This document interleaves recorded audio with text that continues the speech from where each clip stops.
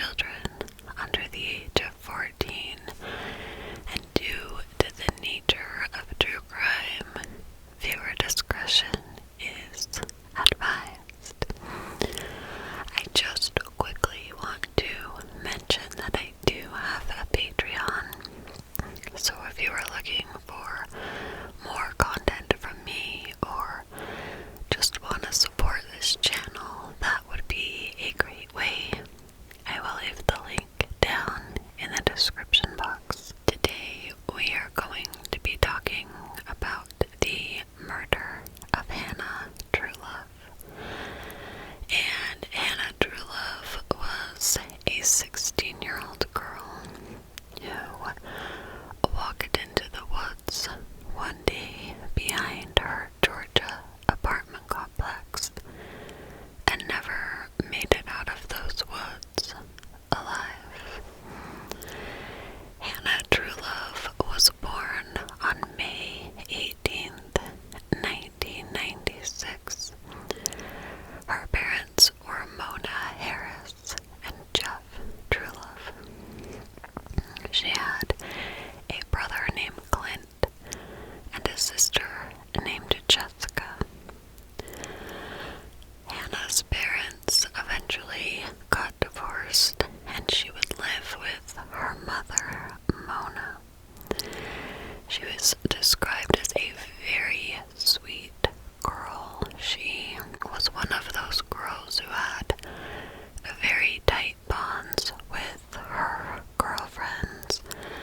She was very caring, she was compassionate, and people really wanted to be around her. She was outgoing, she was popular, and she was beautiful. Not only was Hannah a very kind person, but she was very focused. She attended Gainesville High School in Georgia, where she was involved in gymnastics, and she wanted to become a veterinarian after high school. She just adored animals. She loved music. She loved to sing. Everyone remembers Hannah very fondly. Now, Hannah did miss quite a bit of school. Her father says that she had to ride the bus to get to school, and she was scared. So for whatever reason, she was scared of riding the bus. It made her very anxious.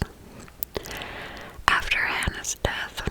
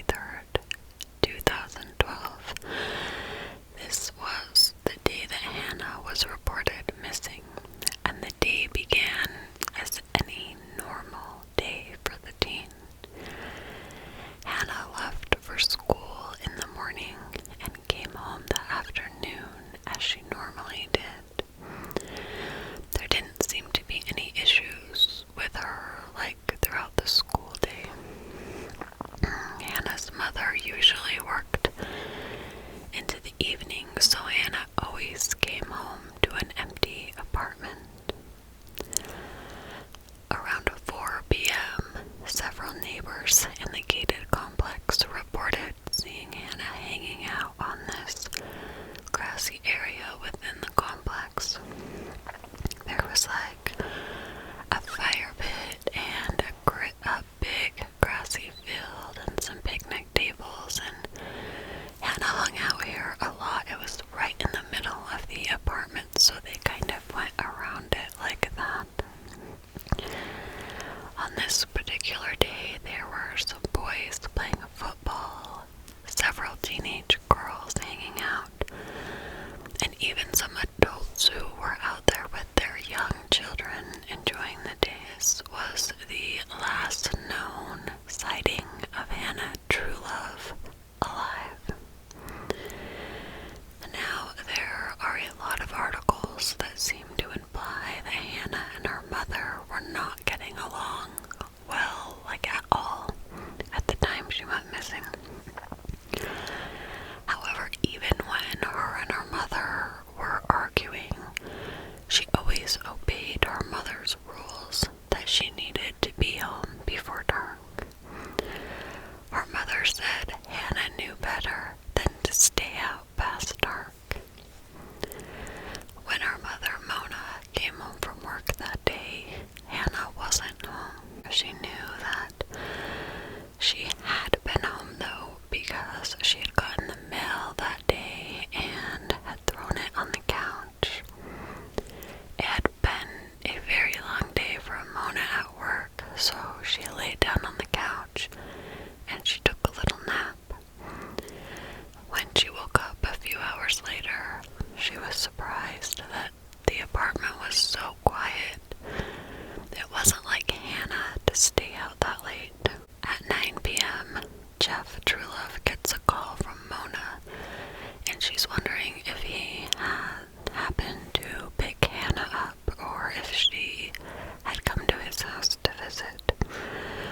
But Jeff hadn't seen Hannah, and Mona was concerned because it was getting really, really dark, and Hannah hadn't made it home. Mona began frantically calling Hannah's friends, trying to figure out where Hannah might be, but they had no information about Hannah's whereabouts. When Hannah didn't come home, her mother called 911 to report her daughter missing. She tells dispatch that her 16-year-old daughter never came home and she never stays out past dark. 9 is the latest she's even allowed to be out there. The dispatcher says, well, does she have a history of staying out a little later? And her mother said, not after dark, no. Police are dispatched to the apartment complex and they began searching for Hannah. They searched through the complex and the surrounding area, but they didn't find anything. They searched walking paths that were pretty well traveled in the area and some that went out into the woods behind the complex, but nothing was found. The problem was police had no reason to believe Hannah was out in those woods. They searched the area, but not super thoroughly because they had no reason to. While they were out searching, this massive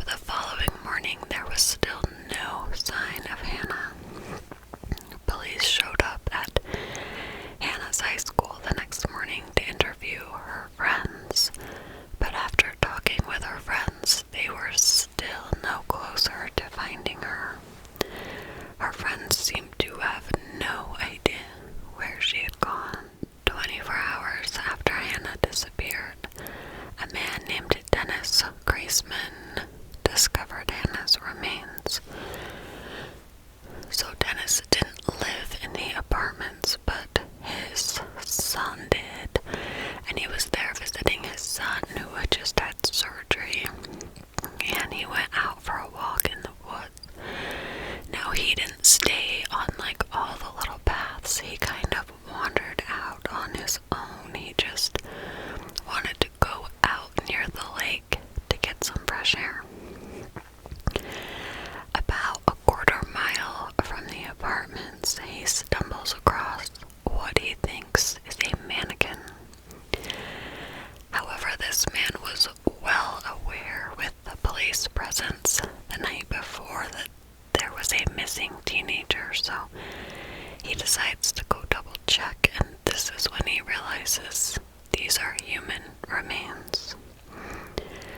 He immediately calls 911. He tells the dispatcher that he was walking in the woods and he stumbled upon a dead body, and he said something that later people would really kind of try to analyze. He said that he believed the body had been there at least a couple of days. However, Hannah had only been missing for 24 hours. Because of his observations and some statements he said during his 911 call, initially there was a little bit of suspicion surrounding Dennis, but the sheriff's office later said he was just trying to give the dispatcher an estimation based on what he saw at the scene, and this guy had no experience about, or no real knowledge about the decomposition process and how quickly that happened, so he was never considered a suspect, and he was cleared. Hannah's father was brought in to ID his daughter's body. He would later do an interview with Nancy Grace in which he kind of discussed Hannah's body and the condition it was in. I am not going to go into those specifics, but I will say that he believed Hannah had been in a fight with a girl because she had scratches on her face. So the apartments were located in the city of Gainesville. So originally, Gainesville police were the ones to investigate. But later, it was turned over to the county sheriff's office because the area where Hannah's body was found in the woods was actually in their jurisdiction. This didn't happen right away, however, so the sheriff's office did have to go back and kind of go back over the crime scene with their people. Hannah had been found in a small ravine, which was basically where all the water runoff from the apartments would drain to during these storms. So because of the location of her body and the massive rain that happened after she went missing,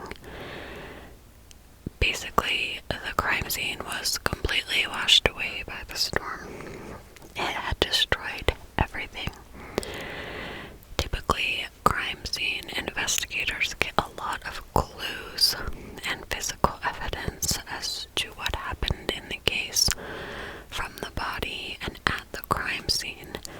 However, everything was washed away.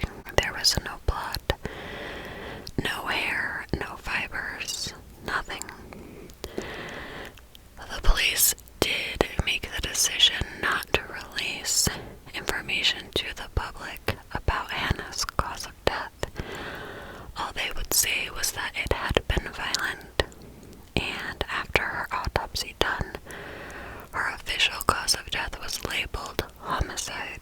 So the reason that police did not initially release this information was because they were hoping it would help them narrow down a suspect in the case.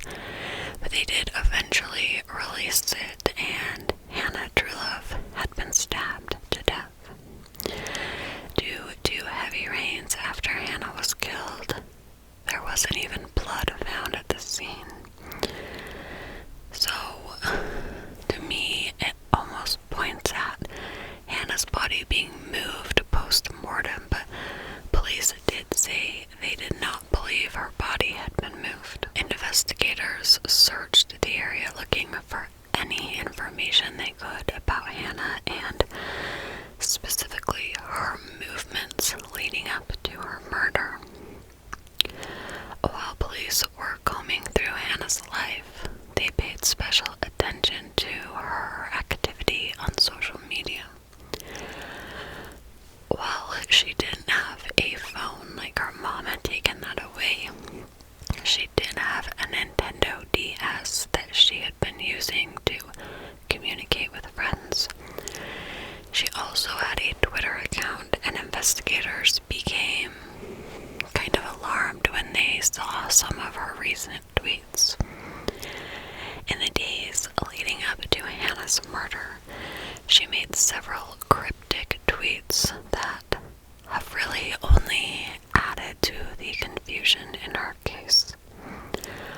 On August 12th, Hannah tweeted, quote, "I got me an ugly ass stalker," end quote. 6 days later, she tweeted twice. The first one was posted at 7 p.m. and she wrote, "So scared right now." And then 20 minutes later, she said, "Every time we talk, I feel sick."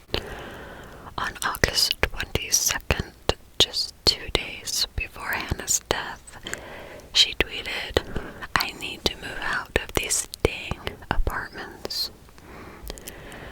Police pored over Hannah's social media after her murder, and since then, a lot of her tweets have been removed. I'm not sure if law enforcement was the one who had them removed or her family. Police would later say that they did find them concerning, but they were not convinced they had anything to do with it. It could have been just like teenage girl drama.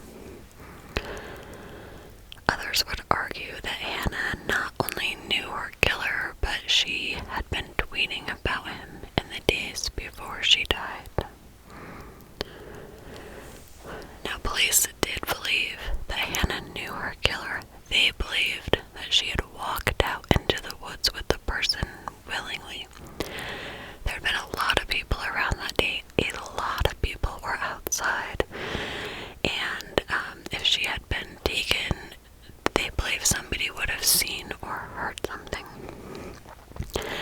It didn't seem like she had been forced into the woods, so police began interviewing friends, family, students at our school, and they tried to keep these interviews very quiet. They didn't want to go to the high school, pull out a student to interview them, and then have all these rumors going around the school that police interviewed them.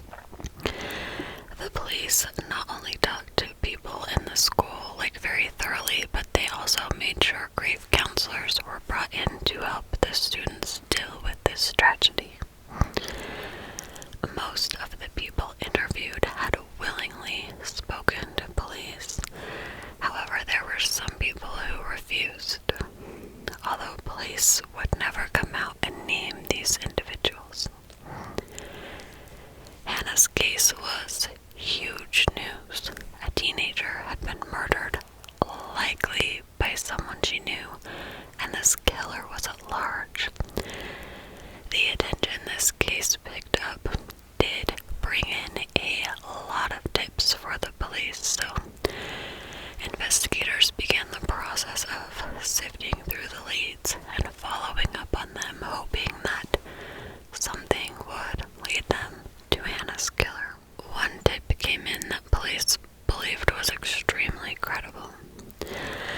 This witness came forward saying they had seen an unfamiliar car in the area around the apartment complex on August 23rd, which was the day Hannah went missing.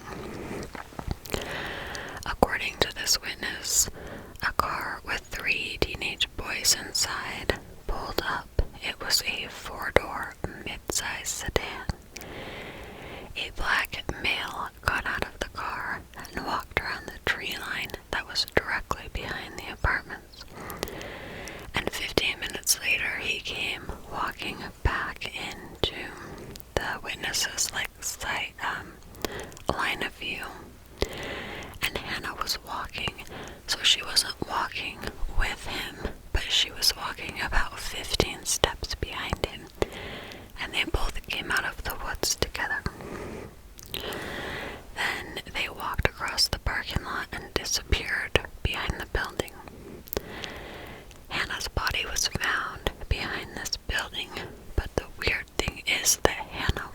seen alive after this encounter with this man. So they are not naming this man as a suspect, but he is a person of interest because they believe he may have information.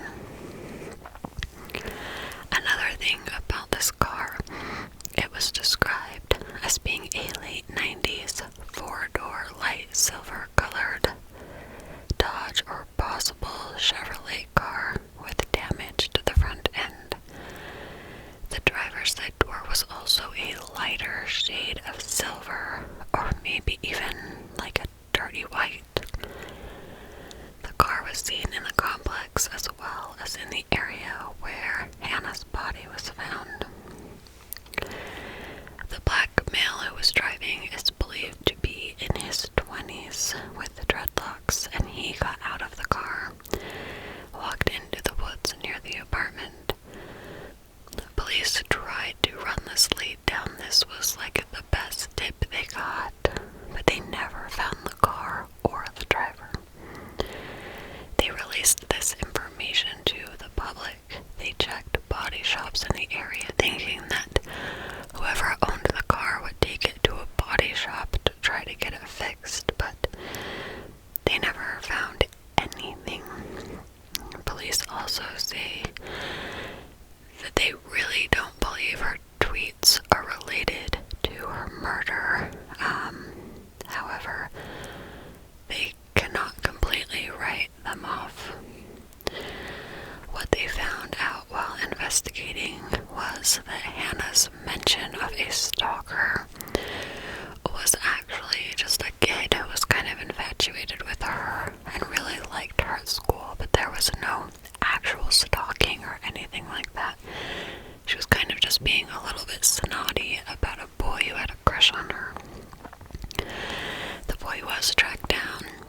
He was interviewed by police and he was cleared. It wasn't long before police had tracked down pretty much every single lead.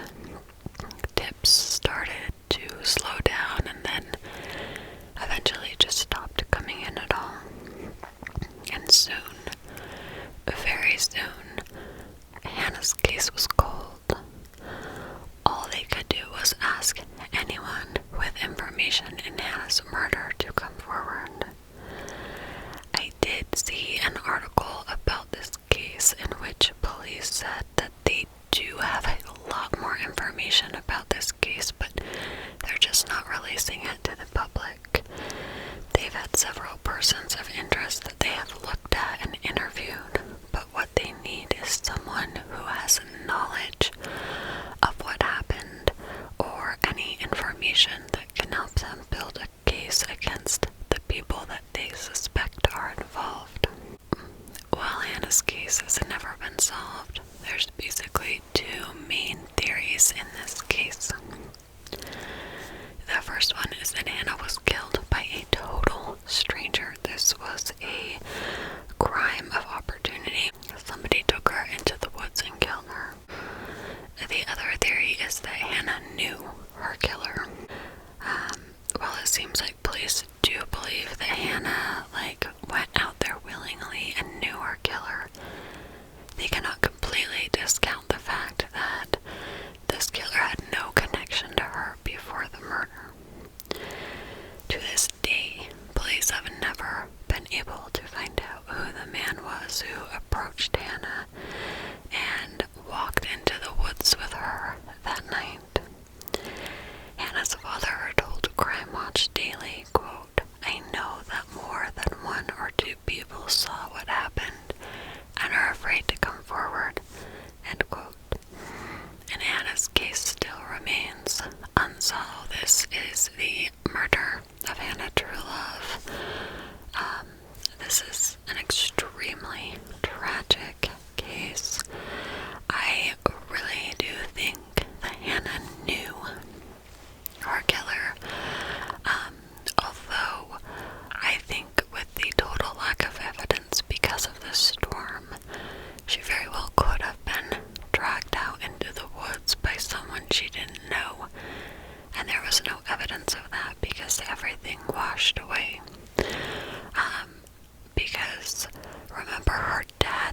she had scratches on her face, and he believed she'd been in a fight with a girl. But I wonder if those scratches have to do with just being in the woods during a storm, and they happened post-mortem. The police are keeping this case very tight-lipped. They are not releasing much information at